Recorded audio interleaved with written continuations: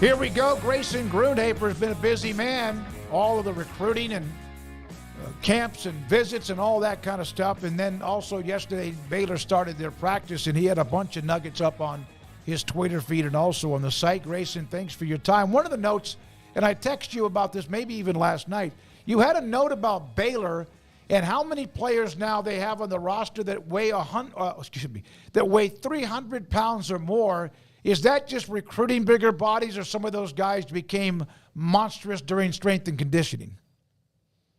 Right. I mean, it's kind of a mixture, right? Because if you kind of look up and down the roster, you'll see some familiar names who have put on some weight, but then also you'll see, guys that Baylor went after in the transfer portal to try to, add some size and some depth, especially on the offensive line, because I think it becomes pretty apparent what you saw last year at times where guys just, look small. And I mean, I don't know exactly why that happened, but it is what it is. It's just what happened. And in certain matchups, they just got completely overpowered. And I know it was most of the matchups, but I think there were specific ones like the Texas one where it just was like you had no chance because you simply were not big enough on the interior of the offensive line. So, yeah, you're exactly right. So Baylor has 17 players who weigh over 300 pounds now, 12 offensive linemen, including 10 of them who are over 310 pounds, which is massive. And then they also have 5 defensive linemen over 300 pounds, with 2 of those being over 320 pounds. And I thought the biggest thing that, when I texted you that, because I actually, didn't really go through much of, last year's roster, but I believe there were 8 guys who I sent you who were in that group of 12 offensive linemen from last year who were over 300 pounds. And most of them didn't play. There were like 7 of the 12 hardly played at all or only played limited amount of snaps. So I think you kind of get an idea of where Baylor is at now. And if guys can stay healthy through the course of fall camp, I think they're going to be much bigger on both sides of the trenches, which will be, absolutely massive, I think, towards them having a big bounce back here. Grayson, obviously, you don't get to see much in the first day of practice, but you mentioned those linemen and how big they are. They're not hitting yet and all that. Do you think that they have an idea who the starting 5 is, or given the fact that they've had guys had to medically retire and out for the year, that this is, kind of up for grabs in about 3 positions? Right. It's really, I think it's really hard at this point to pinpoint exactly who will be starting on the offensive line for Baylor. I think that they're really trying to develop a culture, I think, of competition, right? And that's something they haven't had. A lot of guys were, I don't want to say handed starting spots, but it was just like, okay, this guy's the starter, and then we're just kind of just building around them. And I think Baylor this year really wants it to be very open at every position. And I think they've been pretty honest about that. I mean, you're seeing it with the quarterback battle. You're seeing it at, various other positions as well. So I'm not sure they have anything exactly set in stone. I do think that you can probably, guess that, a guy like Alvin Ebasele is probably going to start at left tackle. I think that's one that's relatively locked in. But outside of that, I mean, there's a lot up for grabs. Chattanooga transfer Colin Truitt was actually working at center, so he's going to be pushing Colton Price, who showed flashes last year, but there's going to be some competitions there at center. You saw at left guard, they went out and got Sidney Fugar from South Carolina and Colton Thomason from Texas A&M. So those 2 guys are both working at guard. I think Thomason's also going to get some looks at tackle as well, but those are 2 big bodies. I mean, Fugar came in 6'5", 341 pounds, which is just, that's different than anyone they have on their roster. And then Colton Thomason is 6'8", 312 pounds. So his height is obviously very apparent as well. So 2 big guys with a lot of size and have some familiarity in the SEC as well. So, they're used to some intense competition. So I still think it's a work in progress, but they're getting there. And I think they're in a much better spot when it comes to depth at this point compared to where they were for sure last year. So we just had some interesting breaking news within the last 20 minutes, as I'm sure you've seen. Baylor coming out with an announcement, joint decision. The Bears and Gary Patterson have decided to sever their offseason partnership where he was serving in an analyst-like role. And Grayson, I asked Dave Aranda for like more specifics on how that was going to work during the season a month ago at Big 12 Media Days, and he was kind of evasive at the time, but I guess we just walked away knowing that Gary wasn't going to be involved on game days. Now he's not involved any longer to any degree. What do you think when you saw the news, and was this something you were perhaps expecting and heard whispers of, and just what are your thoughts on, any potential impact or lack thereof that comes with Gary Patterson moving along and Baylor moving along as well?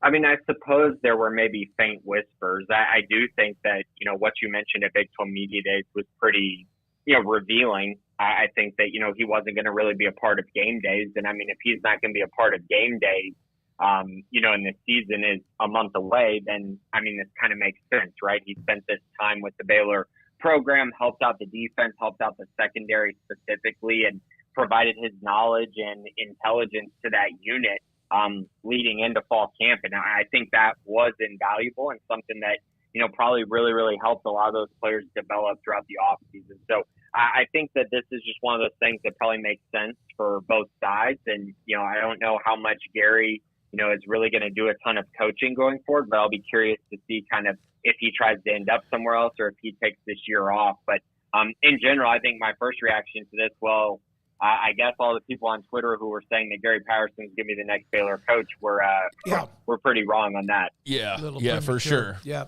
I know you were there, and I made a couple notes about DeQuan Finn. And Aranda was asked about him at the end of practice yesterday. A question for you.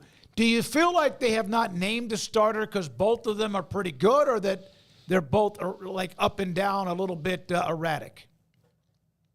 I think this has everything to do with Sawyer Robertson making a jump in the spring. And I do believe that it is more so about both guys playing well. I think that, you have two guys that are very different in how they play, yet also they do have some similarities. Sawyer Robertson showed last year, he's very good at designed runs. When you run him up the middle, kind of like they did against West Virginia, he's got great size at 220 pounds. He can absorb contact. He can get you short yardage, and he's a good athlete. And so you don't get to see that much in practice. And like with DeQuan Finn, you don't get to see him in the open field and the kind of speed that he possesses and that kind of, difference-making ability. And so I think both have been held back a little bit because they're not really hitting the quarterback for obvious reasons. But I do think both guys have shown flashes of, who they are and kind of what they bring to the table for Baylor. And I think they both are doing a nice job. I also think that this goes right in line with what I talked about earlier about Baylor trying to create a culture of competition at every single position.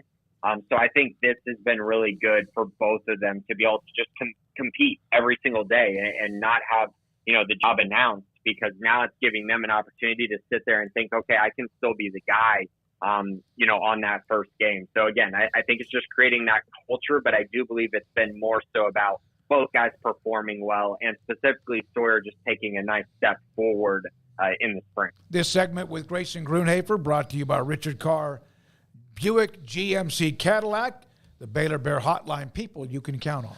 Grayson, how's the indoor facility and all that's looking? I know they're still working on it, still trying to finish everything, but I hadn't been out there in quite a while, and I don't think you had either. So what's it all kind of just looking like?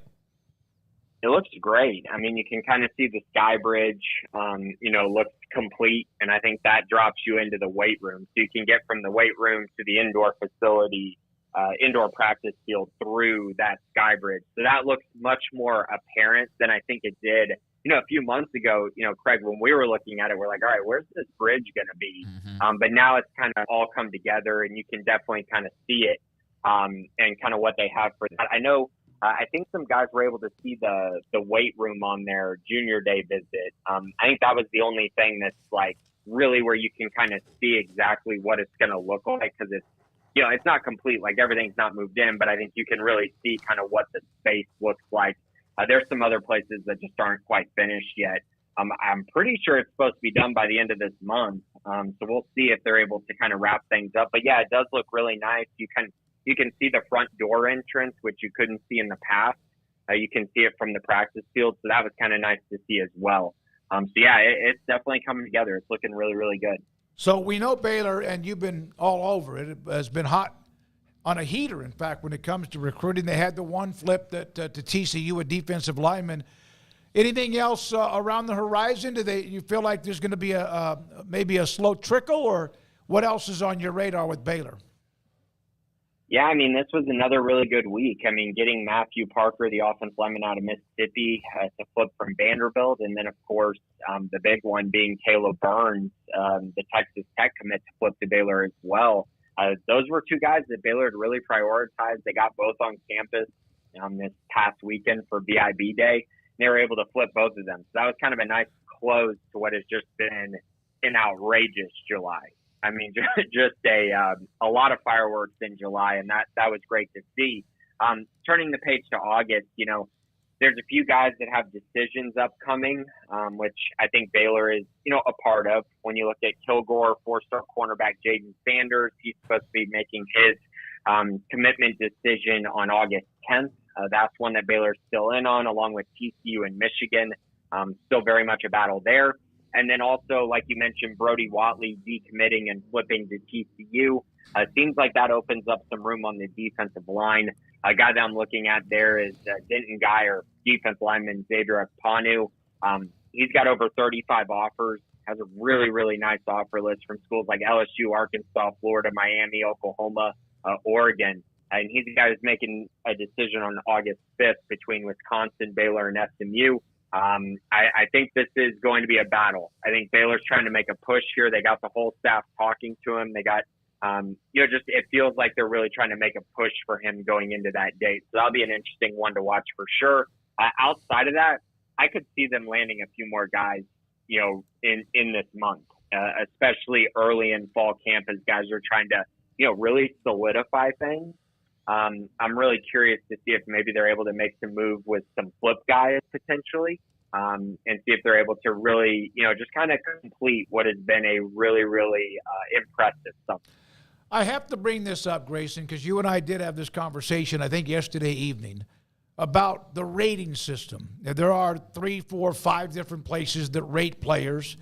And I've always been a belief, even when like Max Empfinger was the only one doing it, that it was just almost impossible to do it. But these companies have gotten bigger and expansive.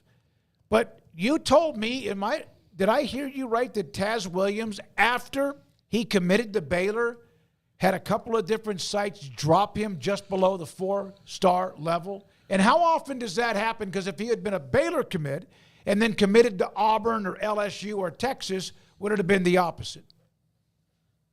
Right. I think it's one of those weird situations where, a guy has 50-plus offers and you're kind of looking around and going, okay, well, this offer list is really, really good. And the good news for him is he is still a 4-star prospect, but it just continues to lower and lower. And that's one of those things that you definitely keep an eye on. 247's had him at an 89 rather consistently. He was at an 88 for a while, and he's been stuck at an 89. But for him to not be a 4-star, again, is a little crazy. I think on any site to not have him as a 4-star, and I know On3 is kind of in that same boat. I think they have him as an 88 as well. So he's just a shade below that, and it's just like, okay, he's got 50-plus offers from all the blue bloods, and then you look around at some other guys who, are committed to schools, and their best offer is UTEP. And it just really doesn't make a lot of sense how that correlates. That's basically saying that, blue blood schools don't evaluate as well as, UTEP does. And maybe that's true in some cases, but for it to be consistent is rather crazy. I've had my issues with 247 and with, all the recruiting sites at times, mainly when you see guys that have really good offer lists and they get kind of just lost in the shuffle. The one that I always come back to is Colton Siraki last year, who had Nebraska, Purdue, Kansas, TCU, Texas Tech, and SMU offers. And he was ranked as the number 296 prospect in the state, behind guys committed to Fresno State, Tulsa, Texas State, UTEP, North Dakota State, Stephen F. Austin, Tennessee State, Houston Baptist, and the list goes on. I mean, that's really, really bad, and at times I have issues with that because offers do matter at the end of the day. Thank you, Grayson. Appreciate it. Man, he has been hammering out the information on SicEm365.com and also weekly on Tuesdays with Craig with the Bearcast. When we come back,